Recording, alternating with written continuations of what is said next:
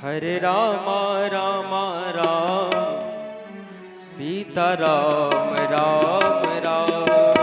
हरे राम राम राम सीता राम राम राम। हरे राम राम राम सीता राम राम राम। हरे राम राम राम सीता राम जय जय राम। हरे राम राम राम सीता राम राम राम। हरे राम राम राम सीता राम राम राम। सीता राम राम राम सीता राम राम राम। सीता राम राम राम सीता राम राम राम। सीता राम राम राम सीता राम राम राम। सीता राम राम राम सीता राम राम राम। हरे राम राम राम सीता राम राम राम। हरे राम राम राम सीता राम राम हरि बोल।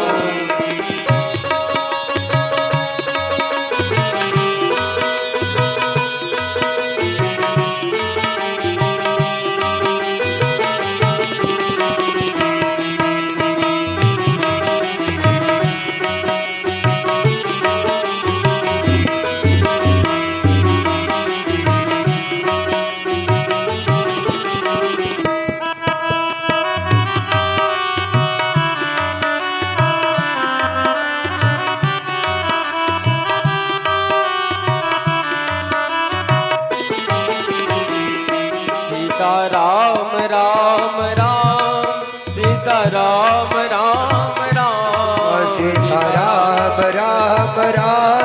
सीता राम राम राम सीता राम राम राम। सीता राम राम राम सीता राम राम राम। सीता राम राम राम सीता राम राम राम।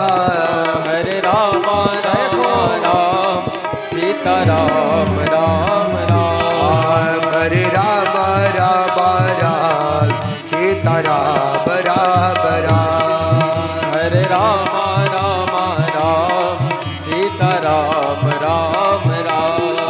हरे राम राम राम सीता राम राम राम। सीता राम राम राम सीता राम राम राम।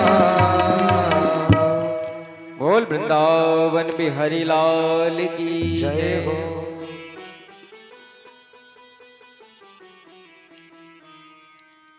हम आप सभी लोगों का ये परम सौभाग्य है कि 88,000 ऋषियों की ये जो तपस्थली है, तपस्या भूमि है,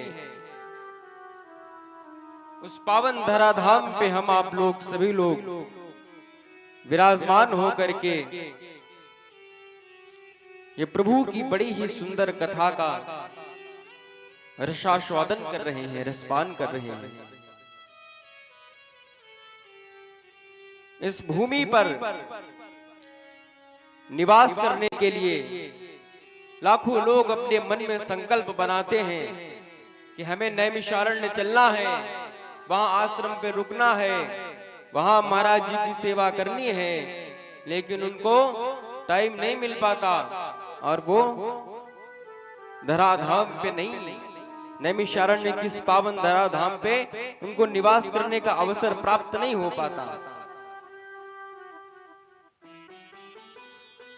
बड़े बड़े देवता भी भगवान के सन्मुख जाकर के प्रभु से प्रार्थना करते हैं कि हे प्रभु, हमें भी भारत भूमि में जन्म लेने का अवसर प्राप्त हो जाए। भारत भूमि में यदि हमें जन्म मिले और वो भी इस पवित्र भूमि पर, नैमिषारण्य की भूमि पर यदि हमें जन्म मिले, या निवास करने का हमें समय प्राप्त हो, तो हमसे बड़ा और कोई बड़भागी नहीं हो सकता है। अपने घर में यदि हम पूजन पाठ कराते हैं, अपने घर में यदि हम कोई पूजा पाठ कराएं, तो उसका हमें 1 गुना फल मिलेगा। लेकिन नैमिषारण्य में, इस शांति कुटी आश्रम में यदि हम कोई भी अनुष्ठान करते हैं या उत्सव करते हैं, तो उसका करोड़ों गुना फल हमें प्राप्त होता है। ये नैमिषारण्य की बड़ी ही पवित्र भूमि है, सतयुग की भूमि है। जैसे अयोध्या जी की महिमा कब से है?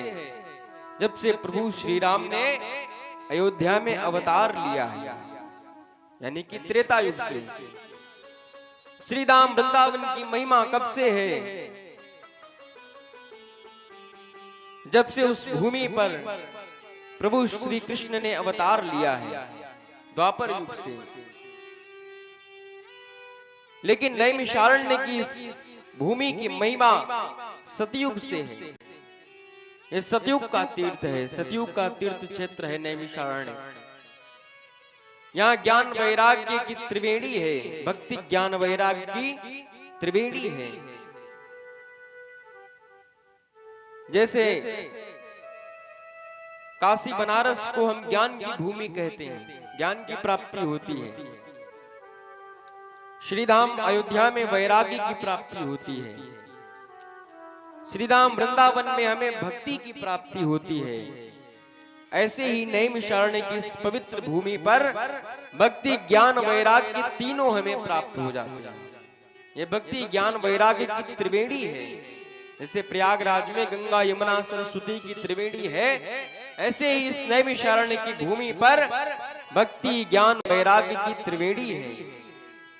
हमें यहाँ सब कुछ प्राप्त हो सकता है। तो ऐसा हमें सुंदर अवसर प्राप्त हुआ है नैमिषारण्य की भूमि पर निवास करने का, यहाँ पर कथामृत का रसपान करने का, संतों का दर्शन करने का, संतों की सेवा करने का अवसर हमें प्राप्त हुआ। हम आप सभी लोग बड़े ही बड़भागी हैं, सौभाग्यशाली हैं।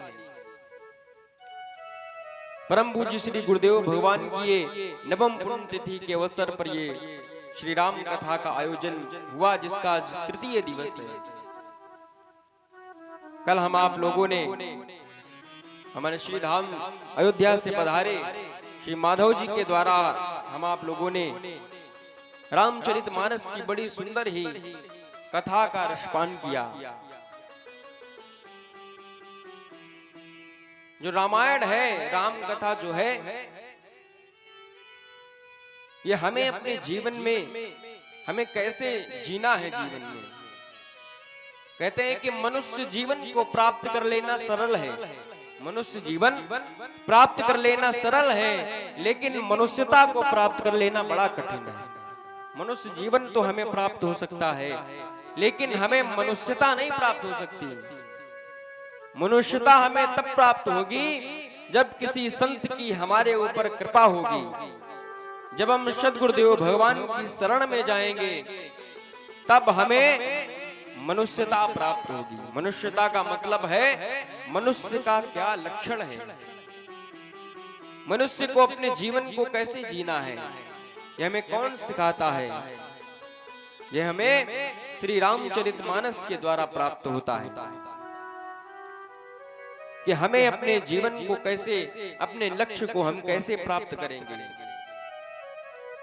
ऐसा नहीं है कि संसार में हम आए और परिवार का पालन पोषण करते रहे, समय बीतता चला गया और हम कुछ एकत्र नहीं कर पाए। संसार का रुपया पैसा, ये जो माया मोह है, यही सब एकत्र करते रहे, लेकिन जो हमें एकत्र करना चाहिए वो हम एकत्र नहीं कर पाए, अपने लक्ष्य को हम प्राप्त नहीं कर पाए। कहते हैं कि लक्ष्य को प्राप्त करने के लिए हमें यदि मार्ग बदलना पड़े तो ये उचित है। लक्ष्य को प्राप्त करने के लिए मार्ग बदलना पड़े ये उचित है, लेकिन मार्ग की बाधा आ जाने से हम अपना लक्ष्य बदल दें ये अनुचित है।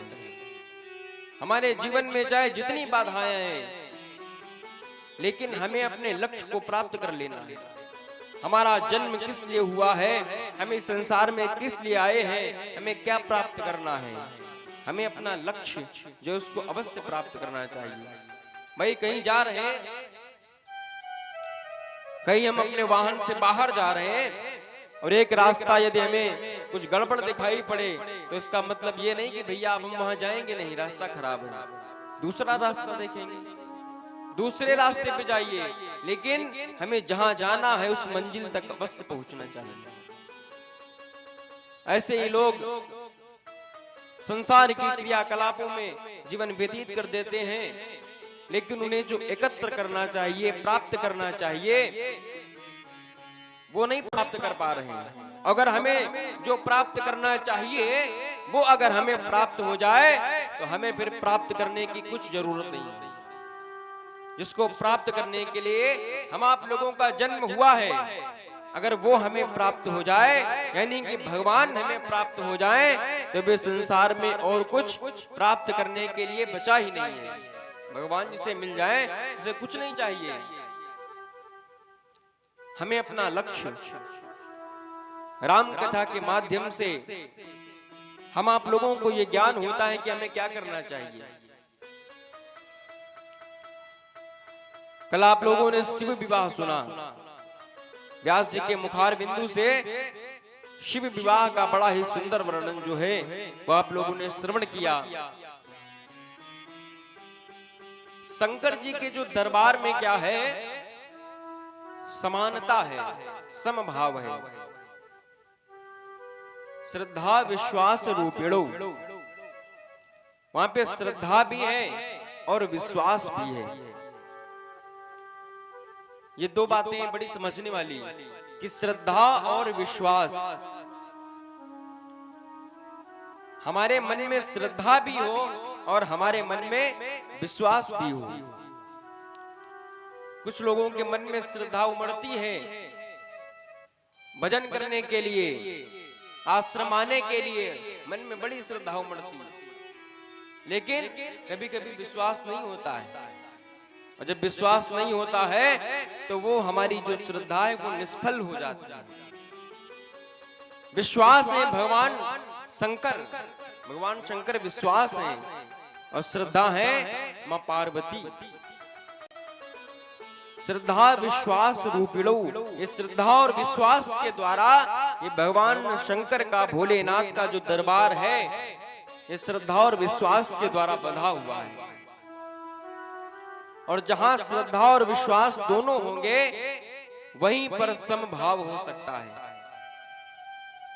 समानता का रूप वहीं पर दिखाई पड़ेगा जहां पे श्रद्धा और विश्वास दोनों होंगे। भगवान शंकर है विश्वास और माता पार्वती है श्रद्धा। देखो भगवान शंकर का वाहन क्या है, नंदी, और माता पार्वती का वाहन है शेर। शेर अगर नंदी को कहीं देख ले, आसपास कहीं, शेर अगर नंदी को, गाय को देख लेगा तो छोड़ेगा नहीं, छोड़ेगा। लेकिन यहाँ पे शेर और नंदी दोनों साथ में रहते हैं, एक साथ में उठना, एक साथ में बैठना, खाना पीना सब एक ही साथ में है। भगवान गणेश का वाहन है चूहा, मूसक, और भगवान शंकर के गले में रहता है सर्प। सर्प अगर चूहा को देख लेगा तो छोड़ेगा नहीं, छोड़ेगा। भगवान शंकर के बड़े बेटे कार्तिकेय का वाहन है मोर। मोर अगर सर्प को देख ले तो मोर सर्प को छोड़ेगा नहीं, छोड़ेगा। लेकिन यहाँ पे सभी एक साथ में रहते हैं। भगवान शंकर के गले में है विष और मस्तक पर है चंद्रमा। चंद्रमा से क्या निकलता है, चंद्रमा से क्या निकलता है, चंद्रमा से अमृत निकलता है। तो भगवान शंकर के मस्तक पे है अमृत और गले में है विष। जब उन्होंने हलाहल विष पिया था, देव देव महादेव भूतात्मन भूत भावना त्राहिना शरणापन्न त्रैलोक्यम दहनात् विषाद। देवता आए थे भगवान शंकर के पास में, प्रार्थना करने लगे, हे प्रभु, जब हलाहल विष निकला समुद्र मंथन से, देवता आकर के भगवान शंकर के पास में प्रार्थना करते हैं कि हे प्रभु, इस हलाहल विष से आप बचा सकते हैं और कोई नहीं बचा सकता है। देव देव महादेव भूतात्मन भूत भावना त्राहिना शरणापन्न त्रैलोक्यम दहनात् विशाल त्रैलोक्यम दहनात् विशाल। कहते हैं देव देव महादेव भूतात्मन भूत भावना, हे महादेव प्रभु, हे भूत भावन प्रभु, आप हमारे संकटों को हर लीजिए, हमें आप संकटों से बचाइए, कष्टों को हरने वाले हे प्रभु, आप हमें इस हलाहल विष के द्वारा बचाइए, विष से हमें बचाइए। थोड़ा बहुत तो विष निकला नहीं था भाई, थोड़े इसमें कहते हैं भगवान सुखदेव, दहनात विषाद त्रैलोक्यम दहनात, इतना विष निकला कि उस विष के द्वारा जो त्रैलोक्य हैं, तीनों लोक हैं, वो सभी तीनों लोक भस्म हो जाते हैं। भाई तीनों लोक भस्म होने के लिए थोड़ा विष थोड़ी ना होगा, बहुत सारा विष था। और उसको भगवान शंकर ततः करतली कृत्यम व्यापी हाला हलम विषम अभक्षयन महादेव कृपया भूत भावना, अपने करतली में, अपने हाथों में उस विष को लेकर के भगवान शंकर ने उस विष को पान कर लिया और कंठ उनका पड़ गया नीला, इसीलिए उनका नाम पड़ गया नीलकंठ। बोले नीलकंठ भगवान की जय हो। तो भगवान शंकर के मस्तक पे है चंद्रमा जिससे निकलता है अमृत, और गले में है विष, एक ही पास में है। भगवान शंकर के दरबार में समान भाव है, क्योंकि श्रद्धा और विश्वास के द्वारा यह समन्वित दरबार है, समन्वित परिवार है। और जिसके जीवन में श्रद्धा विश्वास है तो उसके जीवन में भक्ति तो अपने आप प्रकट हो जाती है। कुछ लोग कहते हैं कि पूजा पाठ में हमारा मन नहीं लगता, बहुत लोग कहते हैं पूजा पाठ में हमारा मन नहीं लगता है। ऐसा जीवन में हो ही नहीं सकता कि आपका मन लगे तब आप पूजा पाठ करेंगे। जब आप पूजा पाठ करेंगे तब आपका मन लगेगा। जब आप पूजा पाठ करना प्रारंभ कर देंगे तब धीमे धीमे मन लगना प्रारंभ हो जाएगा। और अगर आप सोचे कि हमारा मन पहले लग जाए अब पूजा पाठ हम बाद में चालू करें, तो ऐसा कभी नहीं हो सकता है। त्याग के द्वारा, तपस्या के द्वारा अपने इस मन को पहले हम द्रवित करेंगे। जैसे कोई लोहा है, उस लोहे से यदि उसको यदि मोड़ना है तो उस लोहे को पहले गर्म किया जाता है। ऐसे इस अपने मन को यदि हम भगवान के चरणों में मोड़ना चाहें तो पहले हम इसको त्याग और तपस्या के द्वारा इस अपने मन को गर्म करेंगे। गर्म करने के बाद में इस मन पे विवेक रूपी हथौड़ा चलाओ।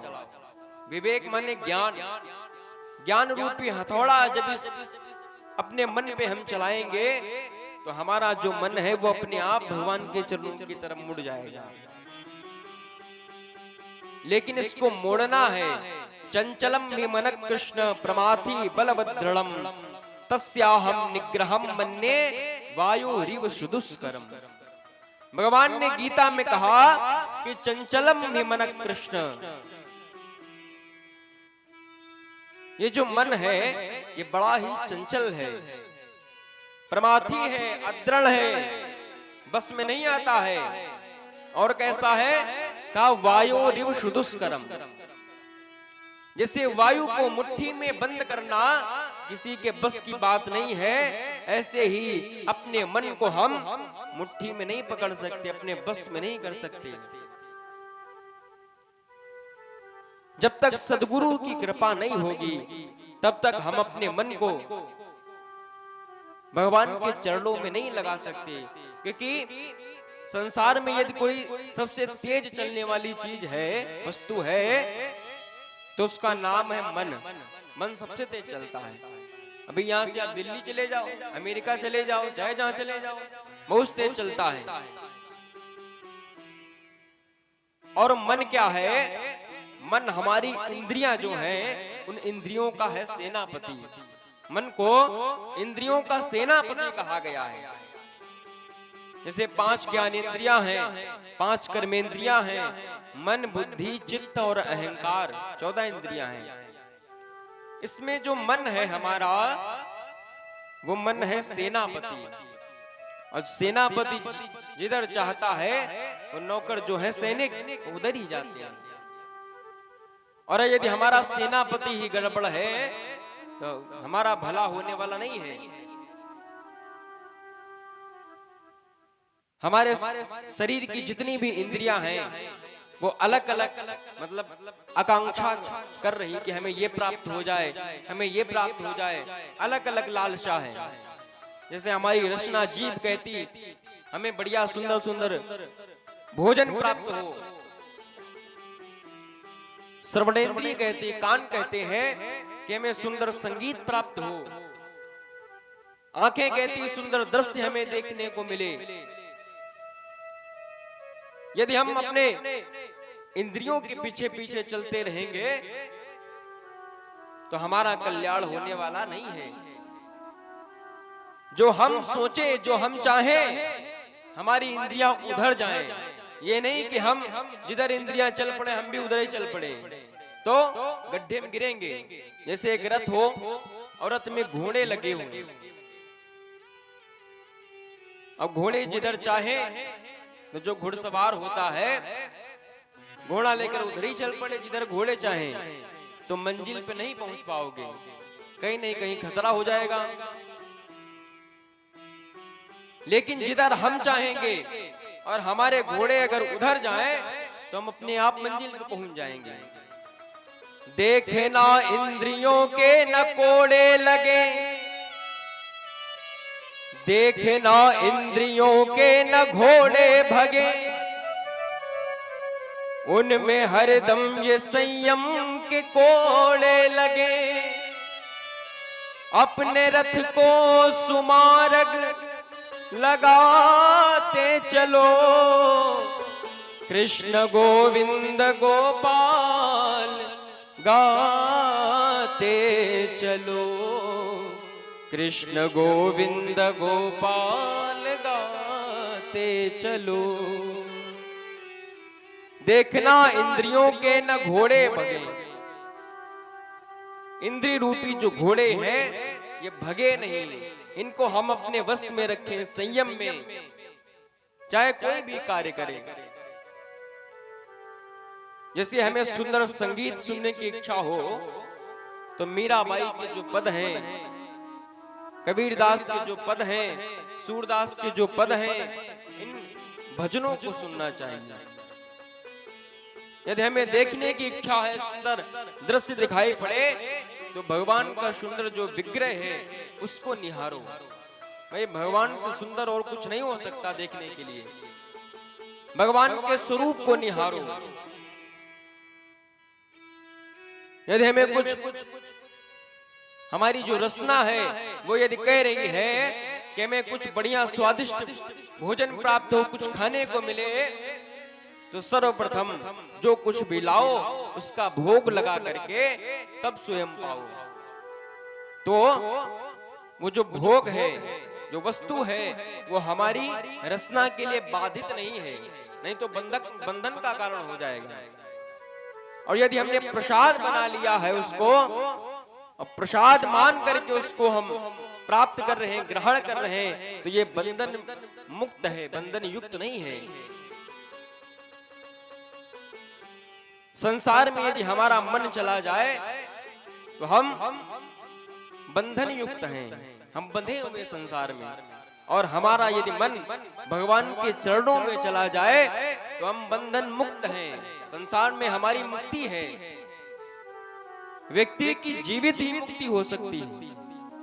यदि उसका मन भगवान के संतों के चरणों में है तो उस जीव जीते जी मुक्त है।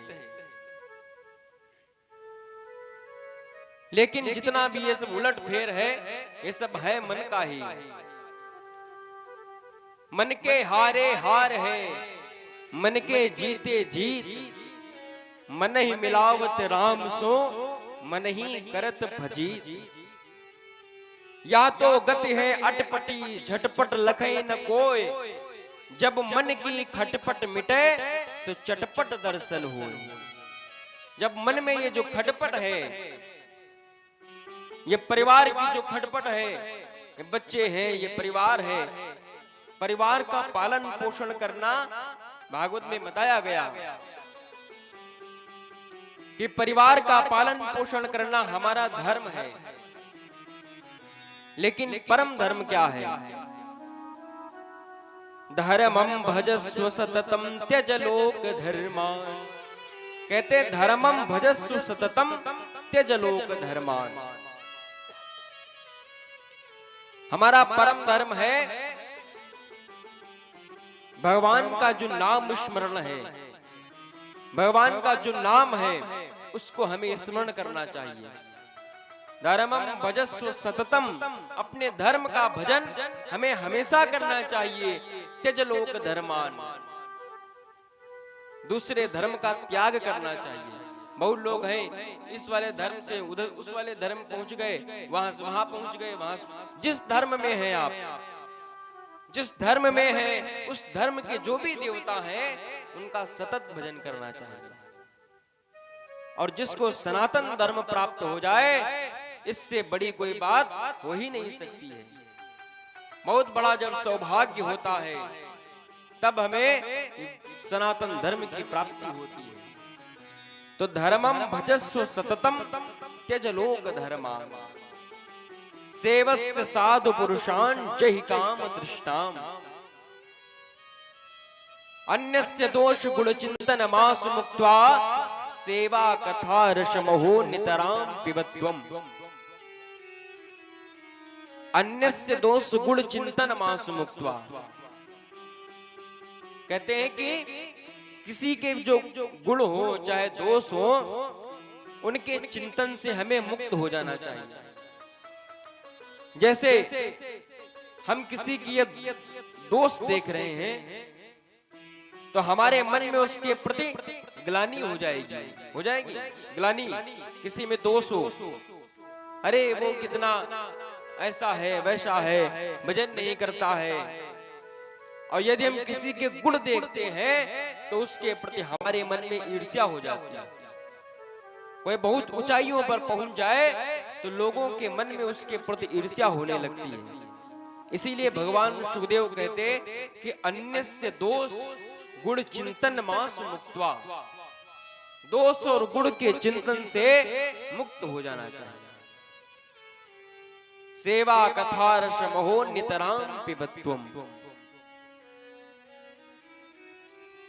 भगवान की सेवा, संतों की सेवा, भगवान की कथा, यही हमारा एकमात्र लक्ष्य होना चाहिए। संतों के चरणों में संतों के चरणों में जो अपने आप को समर्पित कर देता है, उसे संसार की हर एक वस्तु की प्राप्ति हो जाती है।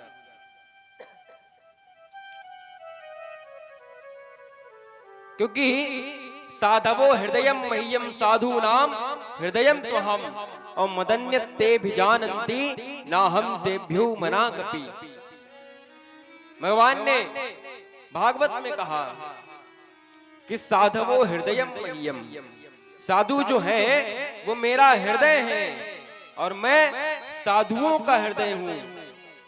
मदन्यते भिजानन्ति, साधु मेरे अलावा कुछ जानते नहीं और मैं भी साधुओं के अलावा कुछ जानना चाहता भी नहीं। ये भगवान कहते हैं अहम भक्तो पराधीन हे स्वतंत्र इव द्विजा। भगवान हमेशा भक्तों के पराधीन होते हैं, भगत के वश में है भगवान। लेकिन जिनके मन में निष्काम भक्ति हो, भगवान ये नहीं कि हम भगवान की पूजा कर रहे हैं और भगवान से मांगने की जो लिस्ट है वो पहले हम बना लें।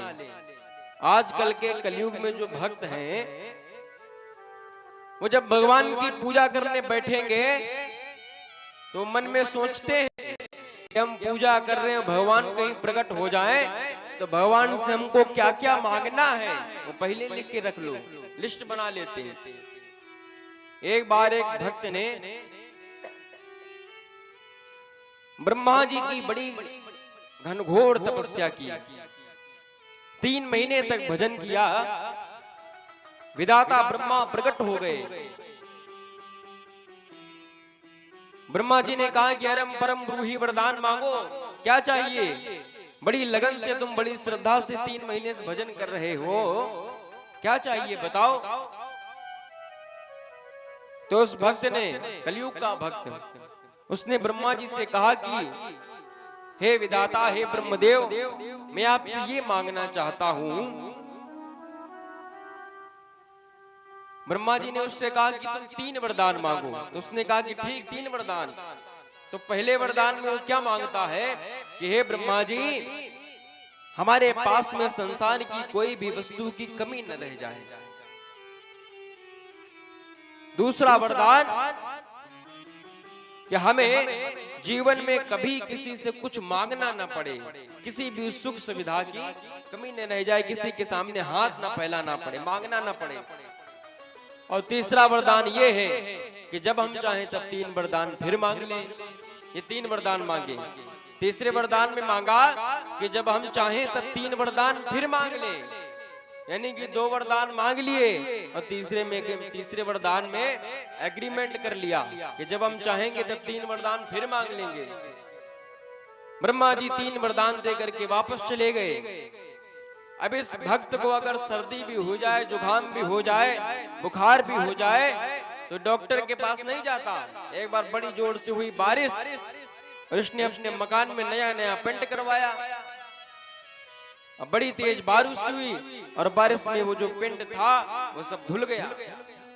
अब इसने जब देखा तो सोचा काहे पेंटर को बुलाया जाए, ब्रह्मा जी है तो उसने ब्रह्मा जी को बुला लिया। हे ब्रह्मा जी, ब्रह्मा विधाता प्रकट हो गए। कहा कि हाँ बताओ भक्त, क्या चाहिए?